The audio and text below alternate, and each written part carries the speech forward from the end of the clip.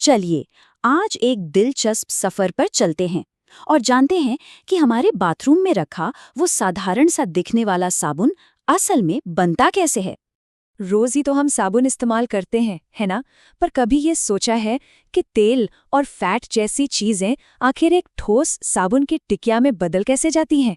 ये एक ऐसी प्रोसेस है जिसमें साइंस और इंजीनियरिंग का एक कमाल का संगम देखने को मिलता है। देखिए, इस पूरे जादू के पीछे एक केमिकल रिएक्शन है जिसे कहते हैं साबुनीकरण। बस यही वो प्रक्रिया है जिसके जरिए तेल और वसा एक एल्कली यानी क्षार के साथ मिलकर उस साबुन में बदल जाते हैं जिसे हम रोजाना इस्तेमाल करते हैं। तो सवाल ये उठता है कि आखिर एक साबुन बनाने के लिए किन चीजों की जरूरत पड़ती है। आइए जरा इसके बेसिक बिल्डिंग ब्लॉक्स पर एक नजर डालते हैं। मोटे तौर पर देखें तो 4 मेन चीजें हैं। सबसे पहले फैट्स या ऑयल्स, दूसरा एक एल्कली जिसे लाई भी कहते हैं, तीसरा पानी और आखिर में वो चीजें जो हर साबुन को उसकी खास खुशबू और रंग देती हैं। अच्छा, ये जो तेल और फैट है ना, यही तय करते हैं कि साबुन आखिर में कैसा बनेगा। मतलब वो कितना सख्त होगा, कितना झाग देगा। जैसे नारियल का तेल बढ़िया झाग बनाने के लिए जाना जाता है, तो वहीं जैतून का तेल स्किन के लिए बहुत सॉफ्ट होता है। इसीलिए बनाने वाले अक्सर अलग अलग तेलों का एक मिक्सचर तैयार करते हैं। अब बारी आती है दूसरी सबसे जरूरी चीज की, यानी एल्कली या क्षार की। यहाँ 2 मेन ऑप्शंस होते हैं। एक है सोडियम हाइड्रोक्साइड जिससे हमें वो ठोस हार्ड साबुन की टिकिया मिलती है, और दूसरा है पोटेशियम हाइड्रोक्साइड जिसका इस्तेमाल लिक्विड सोप जैसे कि हैंड वॉश बनाने के लिए होता है। तो अब जब हम ये जान गए हैं कि साबुन में क्या क्या होता है, तो चलिए अब सीधे फैक्ट्री के अंदर चलते हैं और देखते हैं कि ये सब मिलकर एक साबुन की शक्ल कैसे लेते हैं। देखिए, बड़ी बड़ी फैक्ट्रियों में साबुन बनाने के मोटे तौर पर 2 तरीके हैं। एक है पारंपरिक तरीका जिसमें चीजों को काफी देर तक उबाला जाता है, ये थोड़ा धीमा है। और दूसरा है मॉडर्न कंटिन्यूअस प्रोसेस जो पूरी तरह ऑटोमेटिक है। बड़े पैमाने पर प्रोडक्शन के लिए यही इस्तेमाल होता है क्योंकि ये बहुत तेज और किफ़ायती है। चलिए हम मॉडर्न प्रोसेस पर ही फोकस करते हैं। इसमें ना 4 मेन स्टेप्स होते हैं। पहला, साबुनीकरण, जहां असल में साबुन बनता है। फिर उसे सुखाया जाता है, उसके बाद उसे रिफाइन करके मिक्स किया जाता है, और आखिर में उसे शेप देकर स्टैम्प किया जाता है। आइए इन सभी स्टेप्स को एक एक करके समझते हैं।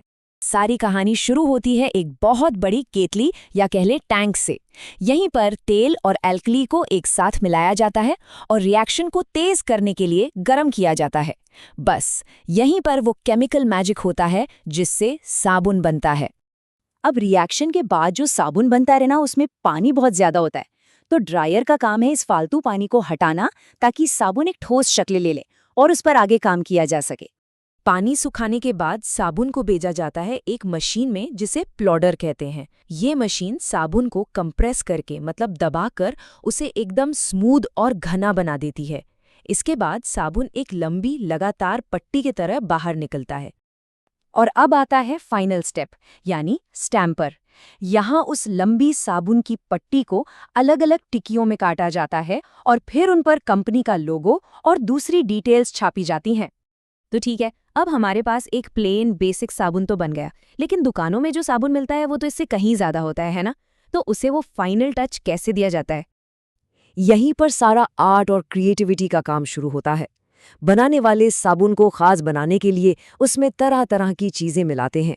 खुशबू के लिए लैवेंडर या पेपरमिंट, स्किन को नमी देने के लिए ग्लिसरीन या शिया बटर, और स्क्रबिंग के लिए ओटमील या पॉपी सीड्स जैसी चीजें डाली जाती हैं।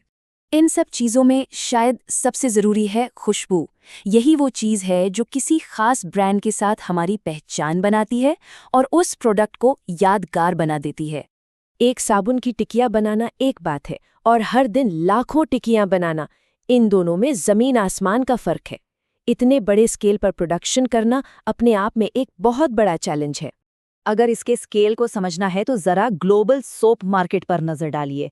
ये करीब $55 बिलियन का है। इतने बड़े लेवल पर काम करने में बहुत सी मुश्किलें सामने आती हैं। मैन्युफैक्चरर्स के सामने कई बड़े चैलेंज होते हैं। उन्हें ये पक्का करना होता है कि हर बैच की क्वालिटी एक जैसी हो, जो बहुत मुश्किल है क्योंकि ज़रा सा भी टेम्परेचर बदला तो प्रोडक्ट खराब हो सकता है। उन्हें दुनिया भर से लगातार कच्चा माल भी मंगाना पड़ता है।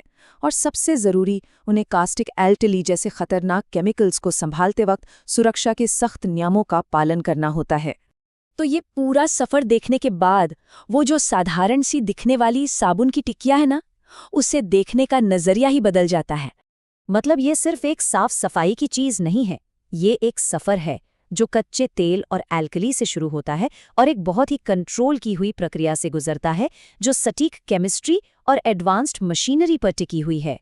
तो अगली बार जब हाथों में साबुन हो तो 1 सेकंड के लिए जरूर सोचिएगा उस पूरी जटिल प्रक्रिया के बारे में, केमिस्ट्री, इंजीनियरिंग और कला के उस संगम के बारे में जो इस रोजमर्रा की जरूरी चीज को बनाने में लगता है।